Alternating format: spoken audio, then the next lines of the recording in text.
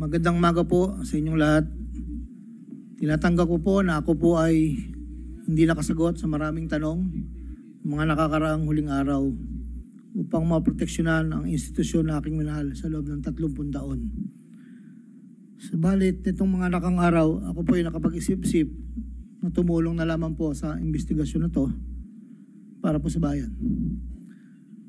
Narito po ako sa harapan nyo ngayon upang tumulong ng buong puso, abot ng aking makakaya upang makapagbigay linaw sa katanungan sa investigasyong ito. Naintindihan ko po na hindi lang mainit ang isyong aking kinakaharap sa kasalukuyan. Mararamin po ang galit sa aming mga kasama sa DPWH dahil sa mga nabanggit na mga sinasabing katiwala sa aming ahensya. Hindi ko na po titingnan to. Ito po ay galing sa puso ko. Nangangamba po kasi ako sa seguridad ng pamilya ko. Ito pong aking salaysay ay marami pong mga tao na mababanggit at ako po ay humingi ng tawad sa mga tao na to, pero kailangan ko pong sabihin yung katotohanan. Hinihiling ko lang po sa ating buting chairman, sa ating Secretary Justice po, na maproteksyonan po yung pamilya ko. Medyo napakabigat po ng mga babanggitin ko rito. At ito po ay malalaman po natin ngayong umaga. At ako po ay in good faith sa lahat po ng mga senador nandito, sa ating secretary at sa mga nandito po lahat. Simulan ko na po ang aking inandang salaysay, Your Honor.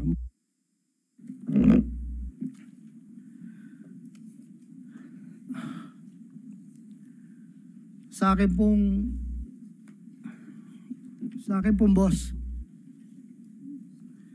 na nabanggit po nung nakarang hearing ng aming kasama, Undersecretary Roberto Bernardo po. Una ko pong nakilala si Yusek Bernardo taong 1997. Kami po ay magkasama sa Los Baños po. Hanggang dumating po ang panahon na ako po ay na-appoint na District Engineer sa Bulacan. Sa taong 2022, nagsimula pong magbaba ng pondo sa akin si Yusek Bernardo. Nandito po ang detalye kung ilan po at magkano. Ito po, ang unang taon po, 2022 ay 350 million po. Ang kasunduan po ay 25% po para sa proponent. At ako po, o yung driver ko po minsan ang nagdi-deliver po sa kanya. Noong 2023 po, meron na rin po mga bumaba. Dito po, naka-specify po lahat kung ang titulo, ang title po ng project, amount, at kabuang ibinaba po ang aking boss. Ang iba pong sistema, sa simula po ay nagpapabigay po ng pauna lang pong 10% pag po lumabas na po sa pag-NEP po. Tapos po ang kabuuan po ay paglabas po ng GAA. Pag po sa GAA may lumabas na wala po sa NEP, ibig sabihin po nun, maaari pong, hindi ko lang po alam procedure, maaari pong sa BICAM po yun pumasok. Andito po lahat po ang detalye sa aking sinumpang salaysay. At meron pa pong mga UA po, ang program allocations po yata yun, na naibabarang po sa akin noong 2024. At hindi naman po lahat yun ay sari-sari pong project po yata yun. 2.85 billion po.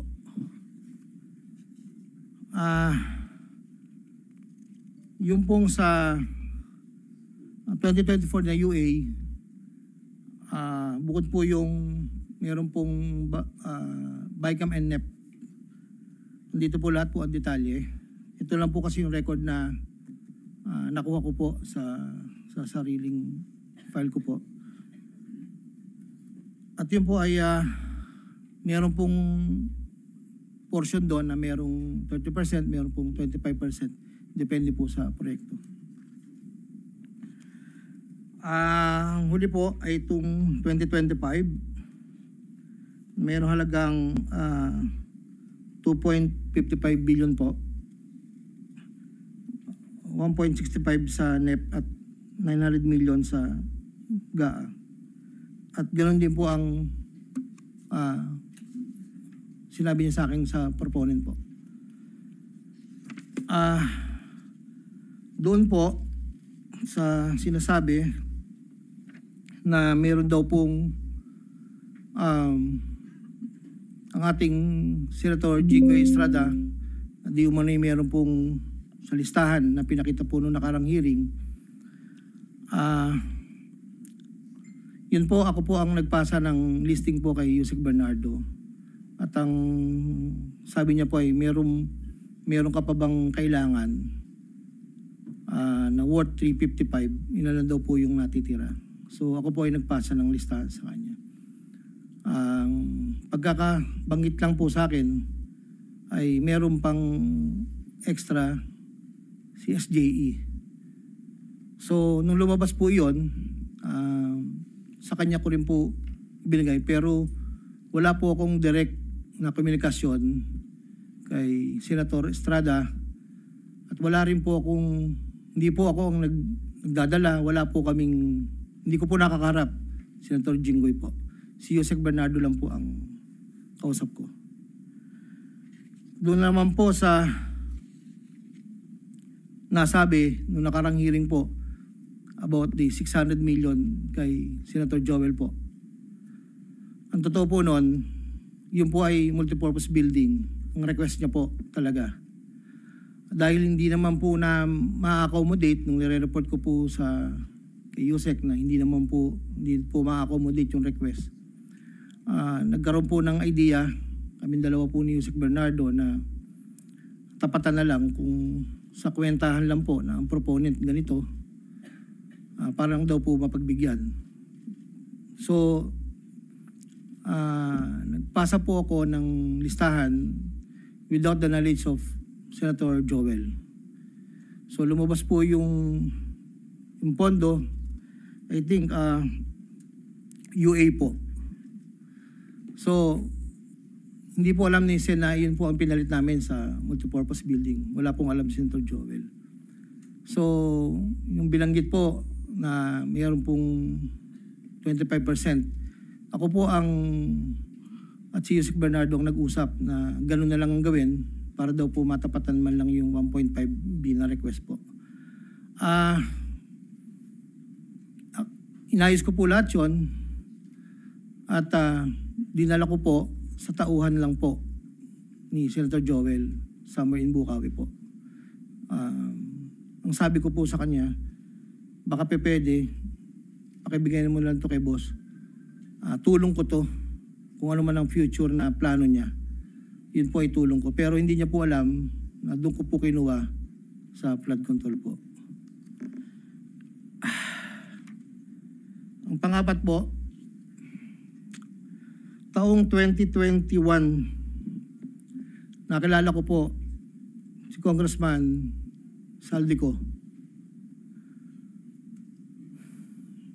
Sa pamamagitan din po ng numero po, binigay lang po sa akin ni Yusek Bernardo. Hindi ko lang po nilagay. Kasi po hindi naman po kasama siya nung kami nagkita sa Shangri-La BGC. That was 2021 po.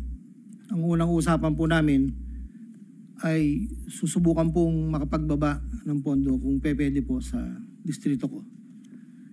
Taong 2022 po, unang bumaba po ay nagkakahalaga ng, tanda ko po, nandito po sa record, ay 519 po ang pagkakatanda ko po. After po noon, 2022, so yung 519 po, ang... Excuse me, engineer. Para mas maliwanag, basahin mo na lang yung sinumpang salaysay mo para hindi ka naliligaw. Opo. Para wala na omit, wala na dadagdag, mag-stick ka doon sa sinasabi mong Yes po. sinumpang salaysay. Ito po. Simula mo na lang doon sa simula. Basahin mo na lang ng dahan-dahan. Noong Agosto o Setyembre 2021, nagkakilala kami ni Congressman Saldico. Hindi, simulan mo sa simula mo na yung sa simula, yung gist ng yung salaysay. Yes Huwag po. na yung opening. Una kong nakilala si Undersecretary Roberto Bernardo. Nagkasama kami sa Laguna. Na-promote siya ng nag-promote siya hanggang Undersecretary. Si Yusek Bernardo ang tumulong sa akin para may talaga ako bilang district engineer sa Bulacan First DO noong 2019, panahon ng Secretary ng DPWH si Secretary Mark Villar. Nung panahon na yun, ang tanda ko po, Undersecretary for Operations sa Visayas, si Yusek Bernardo. Taong 2022, na magsimulang magbaba ng pondo sa aking DO, si Yusek Bernardo. Ang kasunduan ay 25% para sa proponent. Ang proyekto ayon kay Yusek Bernardo, ang kabuuan ng mga proyektong naibaba ni Yusek Bernardo sa aking DO ay nagkakahalaga ng 350 million na sumusunod. Nandito po. Noong 2023, ang kabuuan ng mga proyekto na ibaba ni Yusek Bernardo sa aking DO ay halagang 710 million. Mula sa halagang ito, 450 million ang pumasok sa NEP, 260 naman po ang sa GAA. Ang para sa proponent, 25% po at may advance ito na 5 to 15 na kalimitang hinihingi ni Yusek Bernardo kapag ganap na ang NEP base sa pagdinig sa Kamara del Representante. Samantala ang pondo ng BICAM ay may advance payment na 5 to 10 na kalimitang hinihingi matapos ang deliberasyon ng BICAM at ang balansa ay babayaran pagbuo paglabas ng GAA. Ang detalye ng mga proyekto ay nandito po. Noong taong 2024, may kabuuang pondo na 3.3 billion, 150 sa NEP, 300 million sa GAA, 2.85 sa UA. Nung naipababa ni Yusek Bernardo sa aking DO, muling nagpatuloy ang 25% na bayad sa proponent ng mga proyekting to na binibigay kay Yusek Bernardo. Tulad ng 2023, ang usapan ay mayroon ding advance payment, depende na lamang kung ito NEP o GAA. Kaya limitang inutusan ko ang aking driver na dalhin ang proponent kay Yusek Bernardo, minsan po sa parking ng Diamond Hotel. Ang detalye ng NEP 2024 ay may andito po nakasulat po. Ayon kay Yusek Bernardo, ang GAA insertions ng 2024 na magkakalaga ng 300 para po 300 million na para kay, sabi niya po sa akin, para kay Senator Bong Revilla na noon ay kumandidato bilang senador para sa 2025. Sinabihan ako ni Yusek Bernardo, Henry, kay Sed Bong yan, baka gusto mo tumulong sa kanya. Dagdagan mo ang proponent ko na bahala. Sinabi ko kay Yusek Bernardo, sige po boss, kaya po imbis na 25 ay naging 30 ang naging proponent doon po sa 3 project na nakalagay po dito. Ang project po ay construction of flood control structure along Angat River, Sipat Section Plaridel, construction of flood control structure along Angat River, Lumang Bayan, construction of flood control structure along Giginto River, Malis Section, Giginto. Ang total po ay 300 million po. Yun po ay ayon kay Yusek Bernardo. Never ko pong nakakausap si Senator Bong Revilla. Never po. Makikita sa listahan mga proyektong galing sa UA 2024 na hindi lamang flood control ang mga proyekto, subalit ang proponent ay naglalaro sa 25 hanggang 30%. Noong taong 2025 ay may kabuuang halaga na 2.55 billion ang naipababa ni Yusek Bernardo sa aking DO. Tulad ng mga nakaraang taon, ang proponent ay natiling 25% sa kabuuang halaga ng pondo na naibaba ni Yusek Bernardo sa aking DO. Ang detalye ng proyekto ay nandito po. Marami po ito.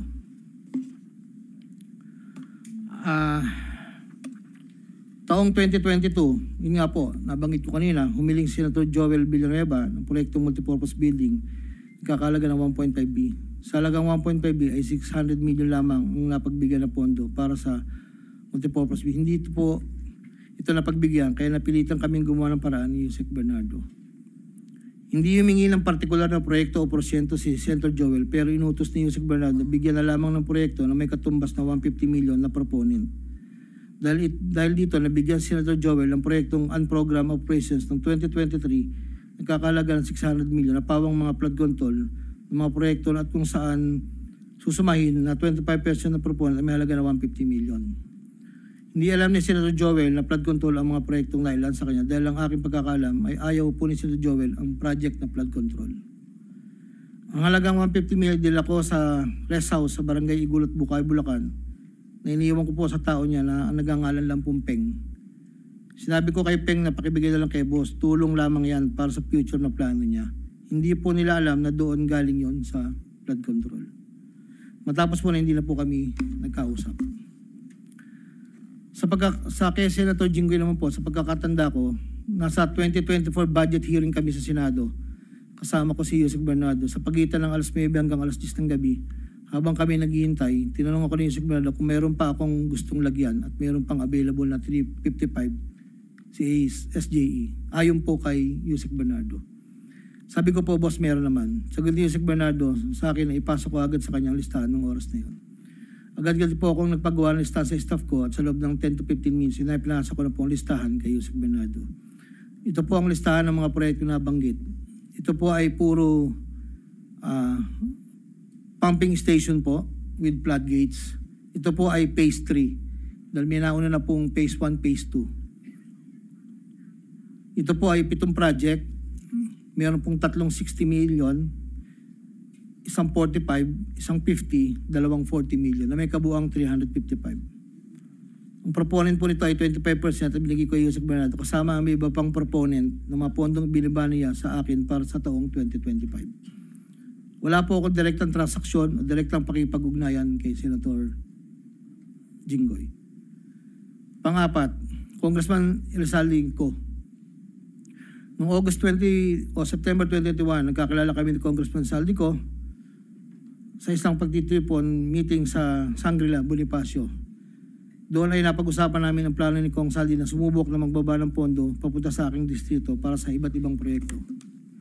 Pagkalipas ng higit kumulang na isang buwan mula sa aming unang pagkikita, ako ay nagpasa sa kanyang listahan ng mga proyekto na may kaugnayan sa flood control at ang mga proyektong tayo lumabas sa General Appropriations Act of 2022 na nagkakahalaga ng, nandito po, 1, 2, 3, 4, 5, 6, 6 na proyekto po to at ang pagkakatanda ko po to ay 519 million ang una po. Sa pagitan ng 4 na taon, mula 2022 hanggang 2025, naging tagapagtaguyod si Kong Saldi ng mga proyekto sa Bulacan First. May higit kumulang 426 na proyekto. Ang kabuang halaga ng proyekto na ito, ayon po sa nalakap kong record, ay hindi bababa sa 35 billion, 24 million pesos. Million or billion? Billion, Your Honor. Nandito po yung summary. Pwede ko pong state, Your Honor. Go ahead. Sa taong 2022, yun po yung una, bycam lang po ito ayon sa record ko po. 519 million. Sa 2023, 5 billion 790 sa NEP, 3 billion 250 sa bycam, at 3 billion 890 sa UA. 2024, 5.8 billion sa NEP, sa bycam 5.084, sa UA 3.306. Sa 2024, nagkakalaga po ng total na 14 billion 190. Sa 2023, 12 billion. Sa 2022, 519. Noong pong 2025 ay 7 billion 385 na lang po sa NEP. Wala na pong kasunod. Sa bawat proyekto na pinapasok ni Kong Saldi, meron akong binigay na obligasyon sa kanya para sa pondo base sa aming kasunduan noong 2022. Ang kaniyang hinihingi na budget sa bawat proyekto ay 20% lamang po noong 2022. Kung makikita niyo po, Your Honor, isasabay ko na rin po ito, na yung larawan po ng nandun po sa kasama po ako, nakatayo, yung opisina, yun po yung 20% po na 2022 inaayos po namin doon sa litrato po. Subalit nung taong 2023 hanggang 2025, ito tumaas ng porsyento ng 25% po. Ang pag-abot ng porsyento para kay Kong Saldi sa bawat proyekto ay kadalasang hindi isang baksakan. Ito rin ay nakadepende kung paano na ipasok o na-insert. Kapag ang proyekto ay napasok sa NEP, ang unang 10% ay agarang binibigay ko kay Kong Saldi. Habang ang balanse na 15% ay paglabas na po ng GAA within 1 to 2 months. Iniipon ko muna po yan bago po ipadala sa kanya. Kapag ang proyekto naman ay naipasok ng Kong Saldi sa BICAM, ang unang 10% ay binabayad sa kanya matapos lumabas ang GAA at ang balancing 15% ay binibigay makalipas ng 2 buwan mula nang maapurbahan ng GAA. Pero kapag proyekto ay naipasok gamit ang UA, ang 25% ay agarang iniipon ko pat ibinibigay kay Kong Saldi. Ang pambayad para kay Kong Saldi ay nanggaling sa mga advances mula sa kontratista pero hindi na alam ng mga kontratista kung para kanino advance na yon. Ang pera na nakalaan para kay Kong Saldi ay dinadala sa akin. Ako naman po ang nagdadala o naghahatid na hinihinging porsyento ng Kong Saldi sa iba't ibang tao niya. Hindi ko po siya na-meet during pagdadala. Ang tao niya po ay may alias lang Paul at Mark. Dahil sila po yung nag-message po sa akin through Viber, disappearing message po yun, na doon ko po dadalhin. May isa o 2 beses na dinala ko sa parking lot ng Shangri-La Hotel, Bonifacio Global City, ang porsyento ni Kong Saldi. Paminsan-minsan man, inahatid ko ito sa kanyang bahay sa Ladybug Street, Valle Verde 6, Pasig City. Mula Ortigas po, kakaliwa ka stoplight, may gate ka kanan, kakaliwa ka kanan, makikita na po yung bahay. Minsan po, inuutos ko lang po, minsan po ako po ang nagbababa. May tao lang pong tatanggap, tapos po, iiwalan ko na po. Dinagdag ko na dahil lumulobo ang pondo ng Bulacan, napag-usapan namin kong Saldi na kung meron akong pwedeng mapagbabaan sa iba't ibang district engineering office. Nang dahil dito, nung 2020 hanggang 2025, nagbaba si Kong Saldi sa sumusunod. Bulacan 2nd, 573 million. Tarlac 1st, 2023, 1.350. Sa 2024, sa UA, 1.650. Tarlac 2nd, 925. Tapos 2024, 1.25 billion. Pampanga, sa 2023, 1.125 billion.